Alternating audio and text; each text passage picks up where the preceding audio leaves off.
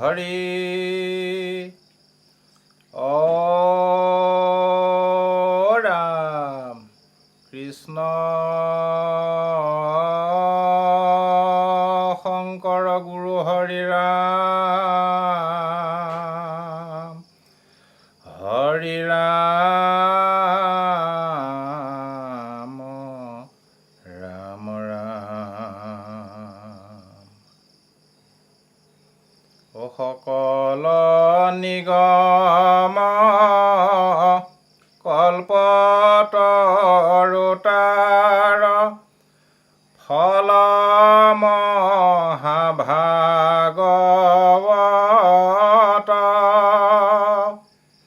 সেই ফলৰস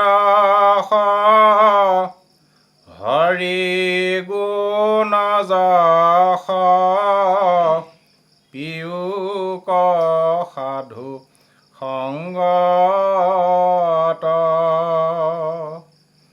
ৰাম পিয়ুক সাধু সংগত কৃষ্ণ ভক্তিভাজন কৃপালু বাপ সমস্ত আই মাতৃসৱ আমি আপোনাসৱৰ চৰণৰ ধূলি শিৰত লৈ ক্ৰম অনুসৰি এই ভাগৱত ব্যাখ্যা অনুষ্ঠানটো পৰিচালনা কৰিবৰ বাবে আগবাঢ়িছোঁ। এতিয়া আজি আমি আলোচনা কৰিম যে শুকদেৱে পৰীক্ষিতক ভাগৱতৰ সম্পৰ্কে কি বুলি কৈছিলে। যেতিয়া ৰজা পৰীক্ষিতে শুকদেৱক প্ৰশ্ন কৰিছিলে, আমি আগতে আলোচনা ইতিমধ্যে কৰি গৈছোঁ যে সেই গুৰু মৃত্যুমুখী লোকে কাক স্মৰণ কৰিব লাগিব, কাক জপ কৰিব লাগিব, কাক শুনিব লাগিব বা শ্ৰৱণ কৰিব লাগিব, আৰু বিশেষকৈ কোনজন দেৱতা ভজিবাৰ যোগ্য। অ কাহাক স্মৰিবে কাহাক জপিবে কাহাক স্মৰিবে নৰে ভজিবাৰ যোগ্য কোননো দেৱতা কহিও মোক সতৰে।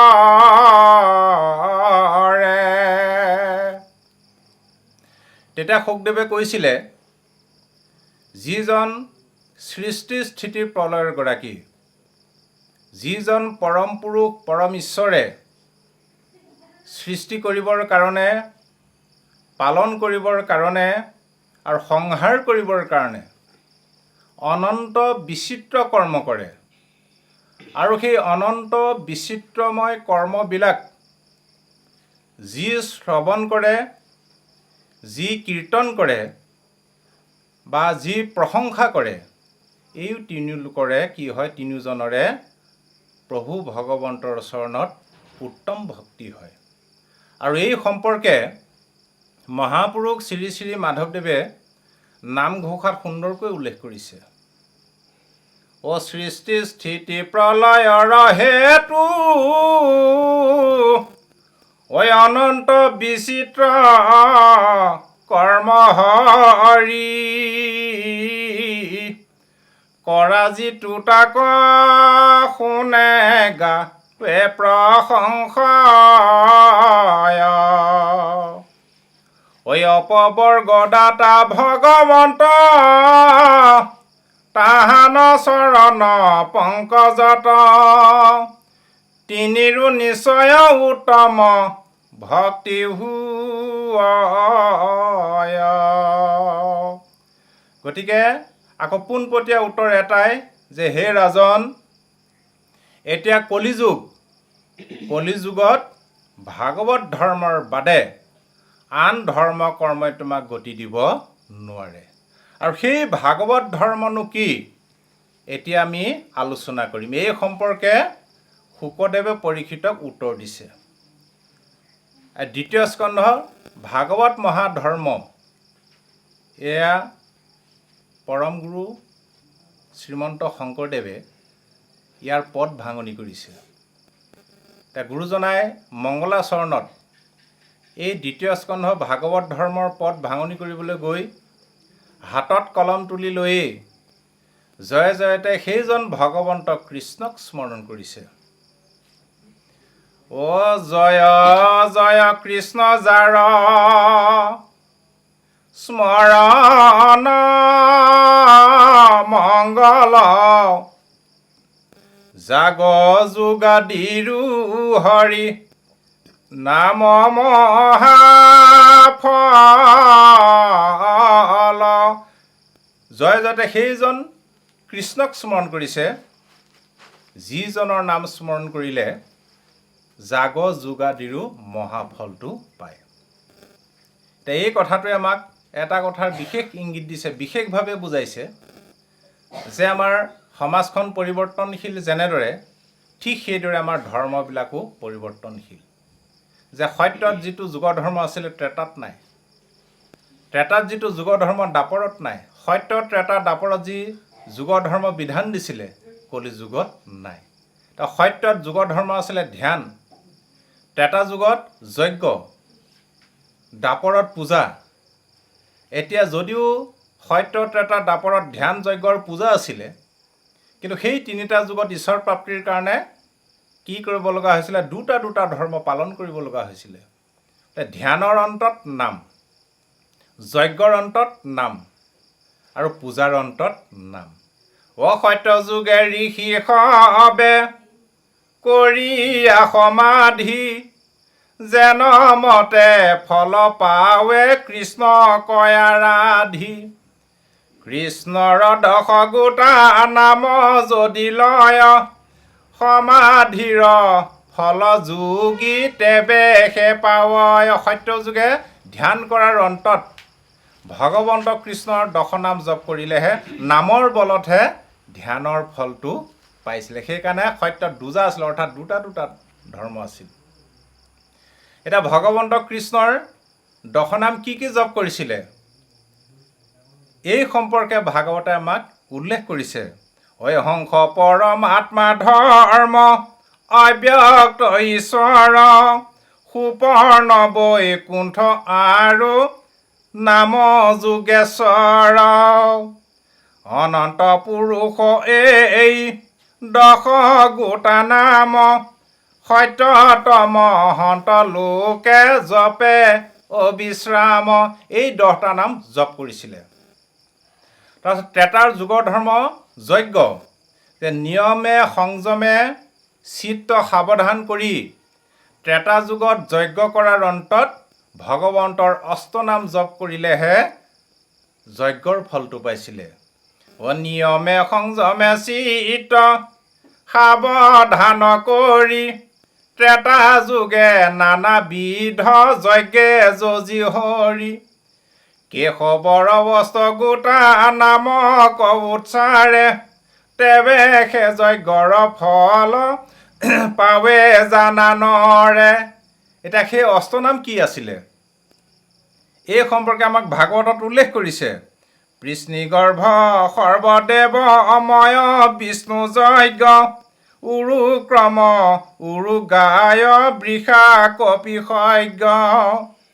জয়ন্ত সহিতে এহি অষ্ট গোটি নাম ত্ৰেতা যুগে লোক সবে জপে অবিশ্ৰাম। এই অষ্টনাম জপ কৰিলেহে ত্ৰেতা যুগত যজ্ঞৰ ফলটো পাইছিলে। এতিয়া দাপৰত যুগ ধৰ্ম আছিলে পূজা। নানা তন্ত্ৰে মন্ত্ৰে দাপৰ যুগত পূজা কৰাৰ অন্তত ভগৱন্তৰ 12টা নাম জপ কৰিলেহে সেই নামৰ বলতহে পূজাৰ ফলটো পাইছিলে। নানা তন্ত্ৰে মন্ত্ৰে পূজা কৰি দ্বাপৰত বিষ্ণুৰ 12 নাম জপ সতত। নাম কীৰ্তনে সে সাংগ কৰয় পূজাক তেবে সে পূজাৰ ফল পাৱে জানা তাক। সেই 12 নাম কি আছিলে?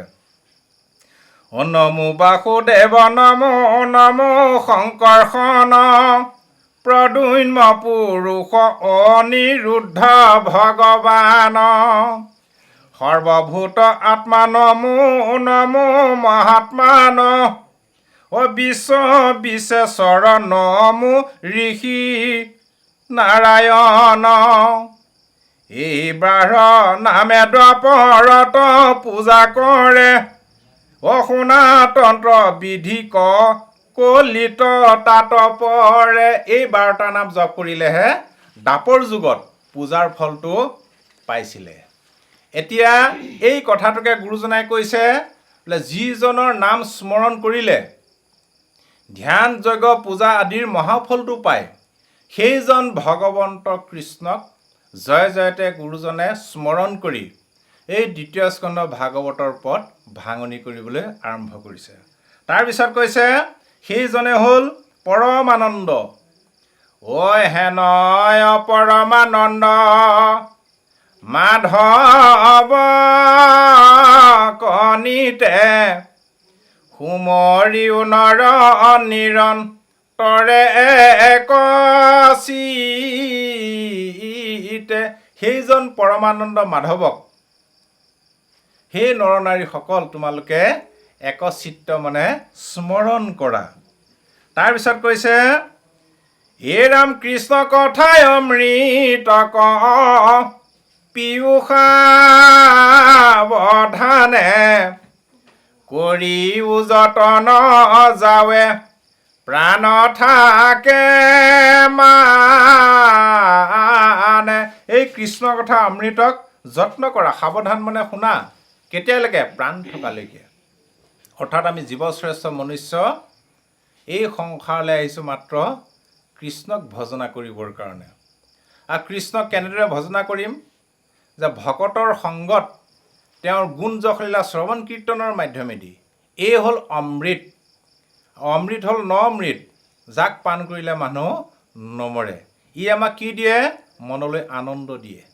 সেইকাৰণে ভাগৱতৰ ভাটোৱে কৈছে ভা দীপ্তৌ সচিদানন্দ।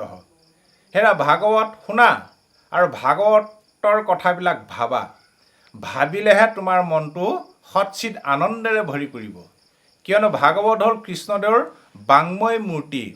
বাংময় মানে বাক্য মূৰ্তি। বাক্য হ'ল শব্দৰ গাঁথনি, অৰ্থাৎ শব্দই ব্ৰহ্ম, ব্ৰহ্মই কৃষ্ণ। কৃষ্ণ হ'ল আনন্দৰূপে আমাৰ হৃদয়ত আছে। অৰ্থাৎ শব্দ শুনি ভাবিলেহে আমাৰ হৃদয়ত ক্ৰিয়া কৰে। এতিয়া বাস্তৱত আপুনি প্ৰমাণ চাওক। এতিয়া মই এটা শব্দ উচ্চাৰণ কৰি দিম, আপোনালোকে শব্দটো কাণেৰে শুনক। যেতিয়া শব্দটোৰ বিষয়ে ভাবি দিব, চাব সকলোৰে জিভাৰ পানী ওলাই যাব। এতিয়া উদাহৰণস্বৰূপে শব্দটো ধৰক টেঙা। এতিয়া মই টেঙা শব্দটো ক'লোঁ, আপোনালোকে কাণেৰে শুনিলে। এতিয়া টেঙাটোৰ বিষয়ে ভাবি দিয়কচোন বাৰু। নেমু টেঙা এটা সমানে 4টা কৰি এচিটা চুবাই দিয়কচোন বাৰু। জিভাখন সিৰসিৰাই গৈছে নাই? যদি এটা শব্দ শুনি ভাবি দিয়াৰ লগে লগে আমাৰ জিভাৰ পানী ওলাই যাব পাৰে, ঠিক সেইদৰে ভাগৱতত বৰ্ণনা কৰা কৃষ্ণ ভগৱন্তৰ গুণ যশ লীলা চৰিত্ৰবিলাক সদায় শুনোতে ভাবোতে এদিন নহয় এদিন আমাৰ হৃদয়ত ক্ৰিয়া কৰিবই। ক্ৰিয়া কৰিলে আনন্দ আহিবই, আৰু সেই আনন্দই হ'ল ব্ৰহ্ম। তাকে কৈছে। আৰু এই অমৃত কিয় পান কৰিবলৈ ক'লে? ঘোৰ কলি যোগে মলমতি মনুষ্যৰ নাহিয়ান ধৰ্ম হৰি কীৰ্তন তপৰ। যে ভগৱন্ত কৃষ্ণ বৈকুণ্ঠ প্ৰায়ণৰ লগে লগে পৃথিৱীত কলিযুগ আৰম্ভ হৈছে। কলিৰ কবলত পৰি মনুষ্যবিলাক মলমতি হ'ল। কলিৰ কবলত পৰি মনুষ্যবিলাক পাপাচাৰী হ'ল। গতিকে কলিৰ মলমতি মনুষ্যই আন একো ধৰ্ম কৰ্ম কৰিব নোৱাৰে। আৰু বেদে আমাক আন ধৰ্ম কৰ্ম কৰিবলৈ অধিকাৰো দিয়া নাই। সেইকাৰণে কেৱল ভকতৰ সংগত বহি কৰ্ণ ভৰি ভৰি কৃষ্ণ কথা শ্ৰৱণ কৰা, সেই কৃষ্ণ কথা নাম অমৃত পান কৰিলে জীৱশ্ৰেষ্ঠ মনুষ্য জীৱন্ত অৱস্থাত মুক্তি লাভ কৰিব পাৰে। এতিয়া বাৰু কৃপালু বাপাই সমস্ত। তাৰপিছত কৈছে যে সেই কলি আমাৰ দেহত কেনেদৰে আছে? এই ৰাম শৰীৰতে আছে কলি কৃত যত দুখ গোচুক প্ৰথমে কৰা হৰি হৰি ঘোষ যে কলিকৃতৰ দোষবিলাক আমাৰ সকলোৰে শৰীৰতে আছে। গতিকে আমি জয় জয়তে কি কৰিব লাগিব? আমাৰ শৰীৰৰ পৰা কলিক খেদিব লাগিব। তাৰপিছত ঘৰখনৰ পৰা, তাৰপিছত গাঁওখনৰ পৰা, অঞ্চলটোৰ পৰা। কাৰ যোগেদি? কৃষ্ণৰ নামৰ যোগেদি। য'ত ঈশ্বৰৰ নাম থাকিব তাত কেতিয়াও কলি প্ৰৱেশ কৰিব নোৱাৰে। গতিকে আমি আজিলৈ ইমানতে ৰাখিছোঁ। ইয়াৰ পিছত পৰৱৰ্তী খণ্ডত আমি কলিৰ সম্পৰ্কে আলোচনা কৰিম। কৃষ্ণ।